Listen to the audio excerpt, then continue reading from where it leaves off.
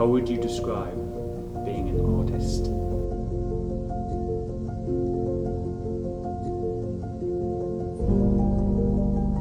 What does that mean to you?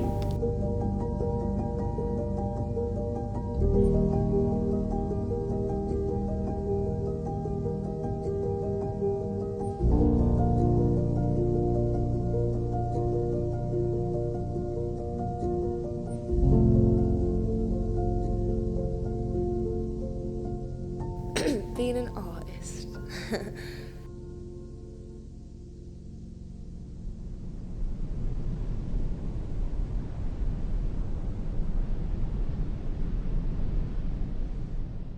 To me, it's very active. I like to create work that explores subjects and I suppose challenges subjects. I like coming in with maybe something that I believe around a topic and then almost challenging myself to what I thought was, where I thought a piece was going. That's a good question. It's such a simple question, but it's a really good one as well. An artist can, I know this sounds really cringe and really cliche, but an artist can be anything, to be honest. Like, if you work in Subway, for example, you're a sandwich artist. Like, you're putting chicken tikka and lettuce and barbecue sauce and everything on this piece of bread, and that can, like, yeah, pretty much. As well as, like, if it can be anything, it could be like, as long as you have certain utensils to, like, express yourself and express your art, anything artistically can be made. Being an artist is basically seeing something that you can have an impact on and thinking about what the best way to make that impact is. So for me, I am not just a romantic artist, which is where primarily a lot of my work comes from. I'm also a political artist. I'm also an environmentalist. I have lots of facets of myself, and these are all places I feel I can make an impact. How would you describe being an artist?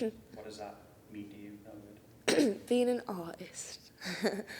I don't know if I can describe what I would say being an artist is, but I can describe how it feels, Okay.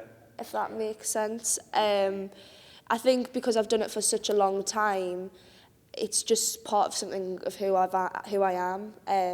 Like, I've always been an artistic person, whether that be in, like, dance theatre, within filming.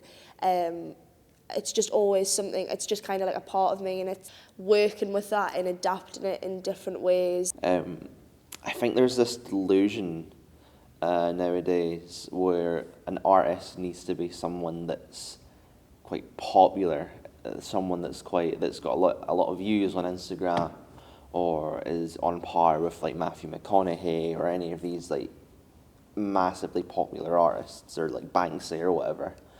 But, like, art is, like, whatever that you can make. It doesn't need to be heavily popularized in that sort of sense. So it's I have to be flexible in my process because I've done it too many times where I'm like, this is what I will create.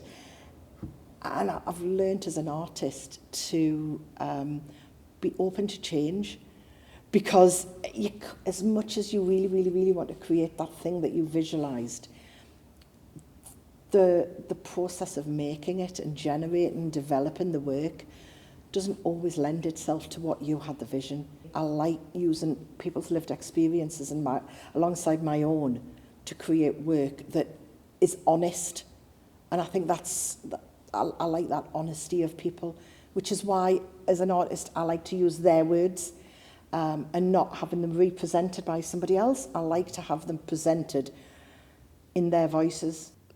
People don't take creativity and intelligence, if that makes sense. Yeah. I think being creative is just, I know so many friends who do maths at uni, for example, and I tell them what I do in my course, and they're like, I could never do that, like, that is amazing. Whereas, like, to people like us, like, people who do theatre and stuff, you're like, oh, it's just second nature, it's just something... Still sort of like a stigma that Yeah. you don't necessarily have to have intelligence. Yeah, to- when really it's like, because when I went to when I did like theatre in my BTEC, everyone was like, oh, like, but it's just, you don't understand like the high stakes that you actually have to take, really. So being an artist is taking the mediums that you feel like you have expertise in and using those as a force for change or a force for entertainment, I suppose.